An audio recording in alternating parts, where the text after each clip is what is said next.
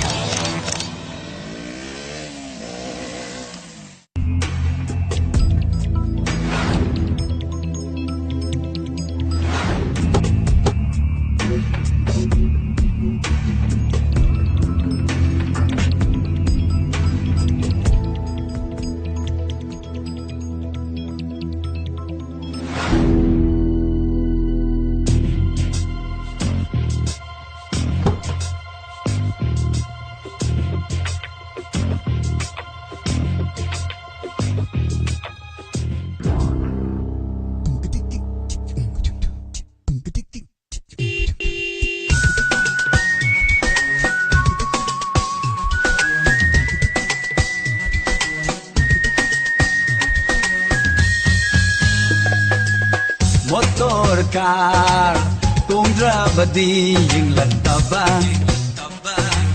varna ka thaudabadi noglattaba motor car tongdrabadi yinglattaba bolero ka thaudabadi noglattaba wangi wangi wangi mamal se haipet wangi lamdam sigi sakhen binu jana khoise chai chai chai thamoi se singna chai tunle tunna mangda ure na khoise motor car tongdrabadi koirattaba varna ka tongdrabadi lakningdaba motor car tongdrabadi koirattaba bolero ka tongdrabadi noglattaba mali mali mali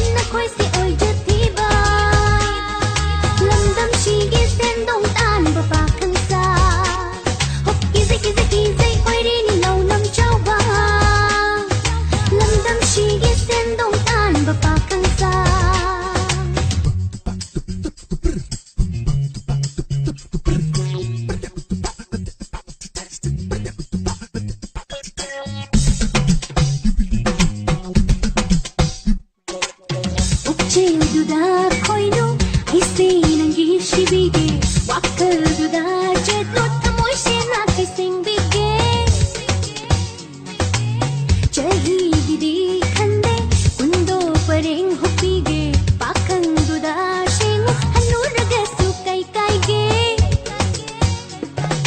Chinbaldana khoi teiba mai thongdana sumhat heiba longnam chaubi na tawduda kangau na re aigi thamoy wakal kangrum makon thople thamoy sa phuma pham sa re wakal kangrum makon thople thamoy sa phuma pham sa re motor car tongdrabadi koiragtaba bolero ka tongdrabadi lakningdaba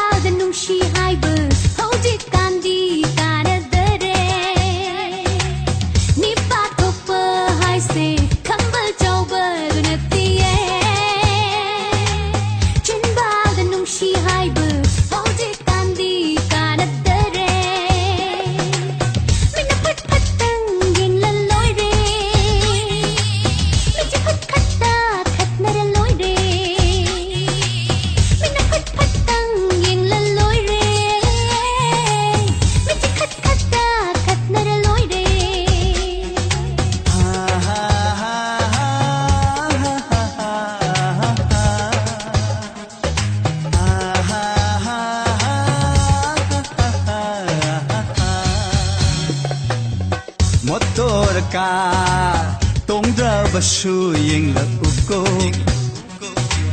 barna ka thodaba su nog la uko cycle da lakla ba su thoda uko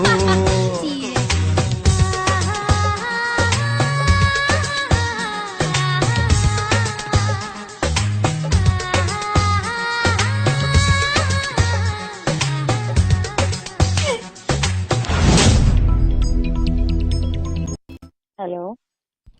Thorom sigi maka chothajarke mathangi caller paikachadring aigi mangoina na ngasigi thorom sida YouTube ta lengsen birakraba mi 76 thorom saruya birakpa haininga letena thaksari hojik se manipur gi mafam kaya da mai se mutpana maram wer kanda mi se kharadi dum hantai tawdabu thorom sida saruya biriba tonga tonga ba platform sing da thorom saruya biriba punamapu haininga letena thaksari santoksari thorom sing haijaba tai koina hojik sayuktagi orena inspector tayaloram dai bo ni koina janitor ngang duise janitor ngang bose makhon sina ka kok se koi kenom torajani hai tare no muda thau lupa lising ani gi numi mari ni sure koina lupa lising ani ni gi thau ngang khalai se anu ngasi su mateng pangbire thau gi ani ngai tan thakachari ngasi gi thau gi mateng pangbira khraba kudima pu hai ngai tan thakachari thank you mayam su thorom sarya biraktuna thorom asiwa mapong phan bi ba Manipur da hojik mai tangla kansida hai tare mai se pamu na karigumba mai yengba dause kogi mai se pamu na thamjaba sida ngasidi hojikti mu thorom sida saruya biraktuna miyoi 86 na thorom sida mapong pham bi ba haninga ta thachari hona kigani mayam gi damak leijari ba kogi bunnamak na hai tare thank you very much mayam punamapu hana thachari yama mujaukawan thachari thorom saruya birakpa rani bala lai sangtem Sangapaman Janwai County B Kunjarani Sanglapom Takachari Terminator se thank you Terminator Zinukti Yegonda coffee glass sama bi tapi aitari ne program marakta aitari thank you Common Pro Nima Takachari Mama Ibem Hal Takachari taram saru yabirak pa Rishi Kuman. Takachari. Sangapa manjan once again takachari. Thank you. Soibam Matri. Thank you. Kongwam Purnima. Ibe ama Guru Mayum. Takachari. Mingche ahamadata loy kautorage. Diana Rem takachari. Taram saru yabirak pa. Ayam lo shalama le kois I know. Hoi. Gang biton takachari taram saru yabirak pa Meda Lashram. Takachari taram saru yabirak pa. Ayam lo shale Joy Konthozam takachari. Savitri Lactozam takachari. Bimol tangkelavam takachari taram saru yabirak pa. Loy kaurama le ko. Lily takachari taram saru yabirak pa liklai. Premjit sorokaivam. Meda Lashram Rani Bala Santem takachari taram saru yabirak pa. Thorongi makasa tajarak pa matangi kola lokochari kanano yaminasi. Hello.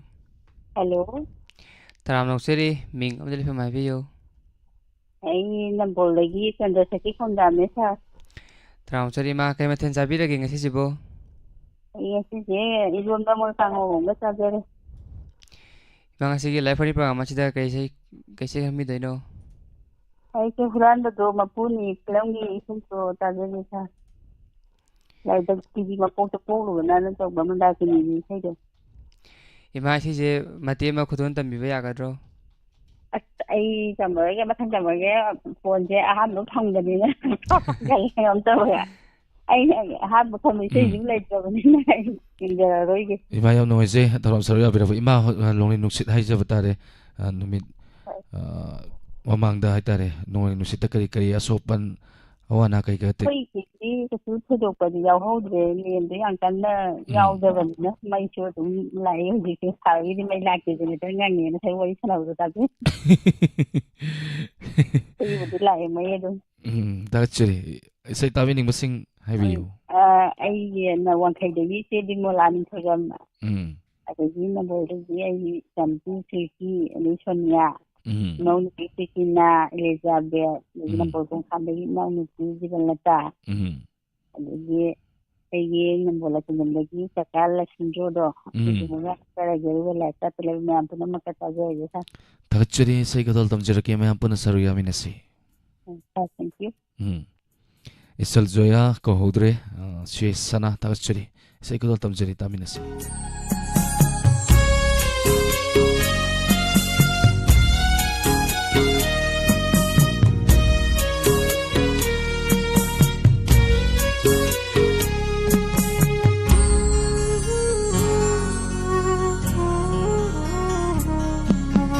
Hãy subscribe cho kênh Ghiền Mì Gõ để không bỏ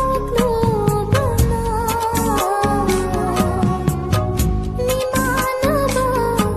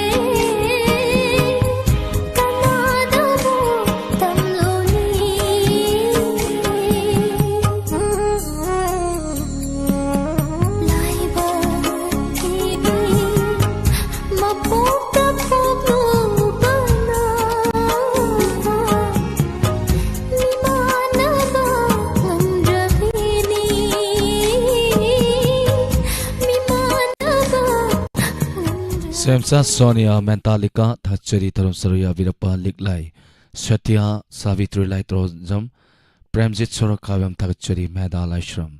Thank you Tarum Saruya Virapa Huidram General Thachari Masugi Lapta Link Similar Liverpool Puamukana Taram Noxeri Samagam Taragan Nipan Lab City Tarum Saruya Viva Thachari Santi Sanabam Kadavati Kontozam Thachari Tarongi Makasata Zarapumatangi Color the Kutong Sawa Pisagi. Hello. Hello. Taram Noxeri Mingamadi Lefam Hivisi. Sarai Procon Mana Mokong. Thachari Tarum Saruya Virapa Kari Metal Sabiragi. Ngasi kakang of being a professor. Santuk Sari Taram Life Falling Program Manipuri Film is a Kari Second Vigani. Like I Pakang Tilangi are being a Parani Sapa Karam Nangu or Hivavishi and the Sir says Matiam Tang Sapiu. So you Sapatia, Jedosa. After Tang Mati and the Sexagasa. Hapetang ang wakal nungay na tumadana hena nungay bani. Kudol tamisi. Karam Nangu Kauro Hivagi.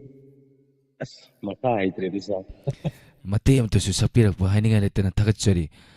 Tavining Basing Hibiu. Amanida Jagasa. Ita Muzo Lili Jaya Rolivala. Atay live shuttle Viva Mayam Zigapuna Tamina Jagasa. Thachari, say Kodotam Jerake, Mayampuna Taminasi. Thank you.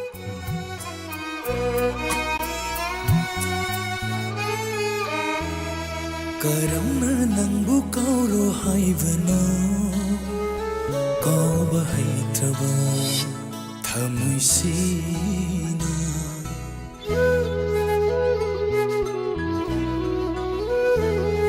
Karamna nangbu kauro haibano kauba haitraba thamuisina Karamna nangbu yenglanu haivano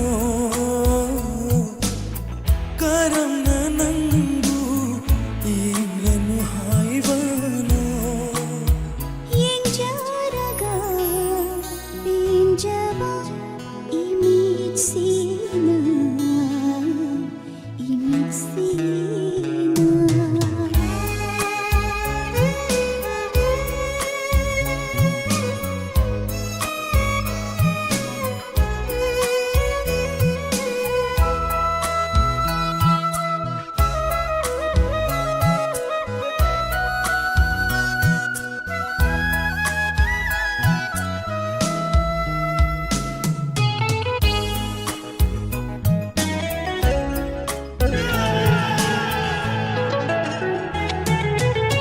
Nongdo latiagi thawan lising oi khibanate thajamagi